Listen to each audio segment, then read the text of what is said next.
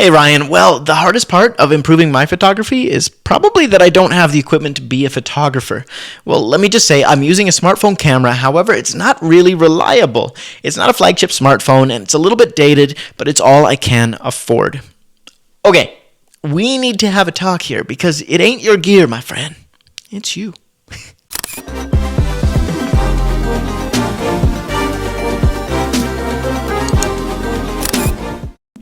Okay, so real talk here. I get this email all the time from people. I ask them, what's your number one problem kind of thing standing in the way of you getting better at your photography? And more often than not, what comes back is, you know what? I don't have the gear. I wish I had that camera. If I had that lens, if I had that piece of lighting equipment, that's what's really blocking me here is I can't afford the equipment. And honestly, when it comes down to it, I've been there. I've done the exact same thing in the past. I was convinced when I was starting out in photography, I'd take a photo and I'd say, man, it's got to be the camera, right? Like if only I could upgrade to the Canon 5D Mark III, then my photos would be great, my friend. And then I got the camera and I was like, oh man, the lenses must just suck. I need to replace my lenses because I need that 28-70 mm 2.8. And if I get that, it'll change everything. And I get that lens and it's like, something's still not right here. My photos are still boring. Things don't look good. It must be because I don't have the primes. I need to get myself an L series lens and I need it to be an f1.2 85 mm because that's what so-and-so does on Instagram. And if I do that, then I'll be them, right? And so I get the lens and sure enough, photos still lackluster, still letting me down. What is going on? And so here's the thing. When it comes down to it, as a photographer, as a creative, as a person in life, very rarely in life is it ever your resources that are truly holding you back. That's the easy excuse. That's the easy thing to blame. We look at it and we don't want to look inwards. We'd rather look outwards, right? So we say, it's the resources. I don't have this in my hand, therefore it's preventing me from doing this thing. When in reality, it's not the resources at your disposal that's holding you back. 9 times out of 10 is the resourcefulness that you are choosing to not apply. You're not taking that resourcefulness that's in here and figuring out a way to do it anyways, to work with what you got, to master what you've got, to take that craft and improve it and take it to the next level. So with that said, I wanted to have this rant for you and for me. And I'm going to show you some things about how you can create without looking at your gear as a limitation and how you can break through that mindset. Because that applies to every area of life, whether it's your photography, whether it's your relationships, whether it's your music career, whether it's any other passion you've got. It's not about what you don't have. It's about using what you do have and figuring out a way to be creative with it. Now, one of my favorite quotes from the book Rich Dad, Poor Dad by Robert Kiyosaki goes like this. Poor people look at something and say, I can't afford this. Rich people look at something and say, how can I afford this? And when you apply that lesson, it totally changes the way your brain works. So if you're looking to buy some gear, you're looking to find it, don't say, okay, I don't have the gear. End of story. I can't do this. You look at it and you say, you know what? With what I do have, how can I make this happen? How can I afford this, right? And that might be figuring out a way to actually get that camera gear by trading services or by renting it or by whatever. Or it might be something as simple as working with the gear you got already, okay? So let's launch into my computer here. I want to show you things. I want to show you a few things, okay? So let's launch over. And the first thing that I want to show you is this really cool blog that I found from snap.photos, okay? So somebody took every single iPhone camera from the iPhone 1 all the way through to the iPhone 6, and they took a bunch of test shots just to compare what the quality was like, okay? So if we look at this photo series here, you can see that's the very first iPhone. Here's the next one, the next one, the next one. And you can see it's getting a little bit clearer. The color's a little different between them. It gets a little wider with the later versions. But at the end of the day, what's really fascinating about this is when you see it, it's the same photo over and over and over again. I don't think it's dramatically better just because it was taken with a nicer camera. And to prove this, let's hop over into Lightroom. And I am going to just show you in full screen these photos. Now, I took a black and white filter, same preset, placed it on every single camera.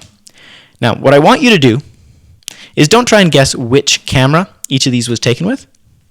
Say to yourself, which one do I actually like the best? It's the exact same preset, exact same settings, exact same situation, exact same model. And I'm telling you, if you just got the new iPhone, do you really think that it would dramatically improve your photos? Which one of these is your favorite? For me, ironically enough, it's actually this one.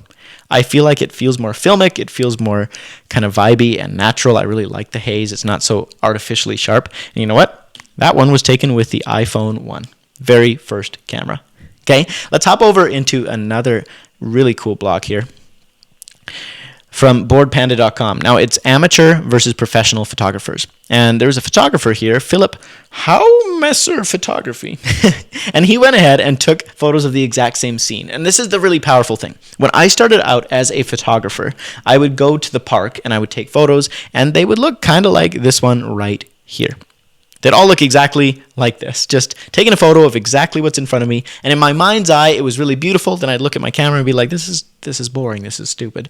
But really, it wasn't so much about the camera. It was about me knowing how to use the camera. Because when you take this exact scene and you employ the use of different lens, some different framing, you capture that moment better, all of a sudden, it totally transforms, right?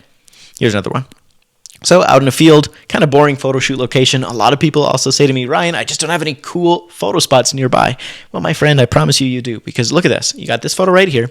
Little kid petting a rabbit. Kind of boring, kind of bland. But you switch the edit, you switch the lighting, you switch the framing. Same location, totally different result. Now, I'll give you that the lenses are being changed in these particular example photos, but it just shows you what's possible, right? You can take a location that's very bland, very boring, and totally transform it if you know the techniques, if you know the strategies, if you're creative in how you actually pull it all together, right? We're going to jump back here into Lightroom, and I want to show you something really, really cool, all right? So all of these photos here were taken with an old-fashioned, old-school camera. Now, I'm not saying that film isn't better than digital. I'm not saying that it doesn't have its own advantages, but what I am saying is that these photos were all taken in the 1800s before they had fancy flashes, before they had digital cameras, before they had auto exposure, before they had nice sharp lenses. Things were a lot harder back then, right? And yet people still using gear that was so much more dated and so much less features were able to pull off these really incredible shots, right?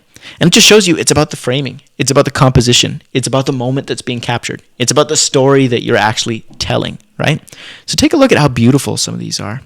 And can we just stop the video right here and recognize the fact that this looks like Ron Swanson's great-great-great-grandfather? And really, it's not so much that your photos suck because you're taking photos of stuff with the wrong gear. It's because you're taking photos of stuff that just isn't that interesting, or you're not framing it and telling a story. And when you have a story at your disposal, when you're taking a photo of something worth taking a photo of, or you're taking it in a way that really tells it from a unique perspective, all of a sudden, the gear no longer becomes that same limitation because it's not about the gear. It's not even about the quality of the photo. Some of these photos are honestly kind of blurry. They're not super sharp. You couldn't print them and expect to see every single pixel, every eyelash on the subject, but they tell an amazing story, and that's why they're compelling. Okay, let's head back over here and take a look. If you really are so convinced that photography, you're being held back by your gear, take a look at this. You go over to Amazon, you get one of these instant cameras. $27. Most of us can swing that. You can buy some of the Fujifilm quick snap ones. They're about $25 each, right? Now look at these galleries. These photos here were all taken with the Kodak instant camera. And you can grab it yourself, check it out on flickr.com. So you got some really incredible work that's happening here. All with a $26 camera. Now what comes down to it? It's not about the camera you're using. It's about the lighting. It's about the framing. It's about the composition. It's about your creativity and your resourcefulness with the gear that you've got. Here's some photos taken with that Fujifilm snapshot. Man, these are beautiful. Like, I have literal envy looking at these photos of how beautiful they are, and the fact that they were taken with a $26 camera blows my flipping mind. All right, here's another one. So most of us have a phone, right? That's just reality. Your phone might be older, and okay, that's fine. But for a lot of us, you already have a camera in your pocket anyways. So why not start with the gear you've got, master storytelling with that gear, and you'll be so much better off. Then you can upgrade cameras when you get around to it. But don't feel like your gear is a limitation. All these photos were taken with the iPhone 12, but they could just as easily, honestly, have been taken with the iPhone 6, the iPhone 7, the iPhone 8, because all those cameras are decent cameras. It's about what you're doing with it. Even the most dated iPhone is still far more capable in many ways than the old cameras from the 1800s. And you just saw what kind of work could be produced with that. And the same lesson applies to every area of your life. To every area, you shouldn't be saying, I don't have the resources. You should be saying, I lack the resourcefulness. I lack the skills. I lack the strategies. I lack say to yourself, what do I need to learn? Who do I need to become to do it anyways, to do it despite my obstacles? Because I promise you, the people who actually face those obstacles and you work around the challenges, you become more creative as a result. You achieve more as a result because you grow as a result. If you just had the gear, if it was just given to you and handed to you and everything was easy, you'd never have to grow. And trust me, as a person who has photographed a lot of weddings, you get to these weddings and lots of times you'll have guests there in the audience, in the group, in the corral, guests sitting in the ceremony who have very expensive cameras. So they'll come and they'll have a $4,000, a $6,000, a $10,000 camera setup with a big flash and a huge zoom lens, and they'll take photos during the ceremony. And they're right in your way, but we're not going to talk about that. That's a different rant. They're going to be taking these photos, and I guarantee you that their photos are not as good, at least in the eyes of the bride and groom, as mine are, or else they would have asked their Aunt Eddie. It's 2021. They would have asked their Aunt Edith to take the photos instead of booking me and paying a lot of money to have me photograph that wedding. Why? It's not because of my gear. My gear a lot of times has been cheaper than the gear that they're using. Honestly, for many, many years, and still, I use a Panasonic GH5. You can grab one of those on Amazon. Let's check. All right, there we go. $670 for the body. So you can grab that camera for $670. And I use that camera for shooting weddings. I use it for shooting portraits. I've used it for a lot of corporate videos. I've done a few commercials on it. At the end of the day, it cost me $670, or I paid $800 for it, plus the lens.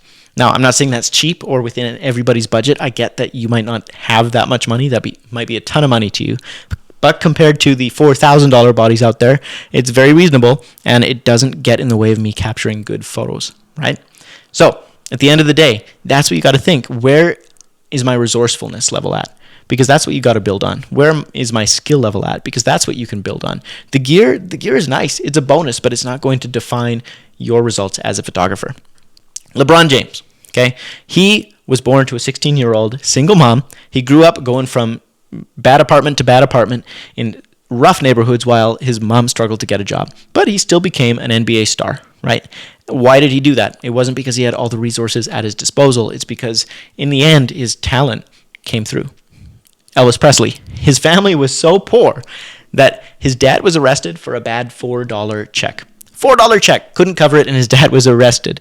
And yet, Elvis Presley became one of the significant icons of the last several generations. Why? Not because of his resources, but because of his resourcefulness, what he actually did with the resources he had at his disposal. Cristiano Ronaldo, man, his mother was a cook and his father was a gardener. He grew up sharing a room with 3 siblings. He was poor. He was in a poor household. And yet, in the end, his talent won through. At the end of the day, it's not your resources, it's your resourcefulness. It's not your resources, it's your commitment to improving yourself and working with what you've got. J.K. Rowling was on food stamps, unemployed, single mom, living on welfare before she was ever published for Harry Potter. And at the end of the day, her work came through. At the end of the day, it's your talent that's going to come through. It's your ability to tell a story that's going to come through. That's what really matters. That's what you should really be working on. And that's really what's standing in the way of you improving your photography. It's not the gear. It's not the resource in your hand. It's your ability to use what you've got and be resourceful. So that's it for my rant. I hope that this has been helpful in some way, shape, or form. What do you think? Do you really need the gear to improve your photography? I'd love to hear. If you disagree, that's cool. Give me a thumbs up, give me a thumbs down, leave a comment below. And if you want some free presets, I'll put some of those in the link too. That's it for this week's episode of Ryan's Rant. I'll see you in the next video. In the meantime, create something awesome. Peace.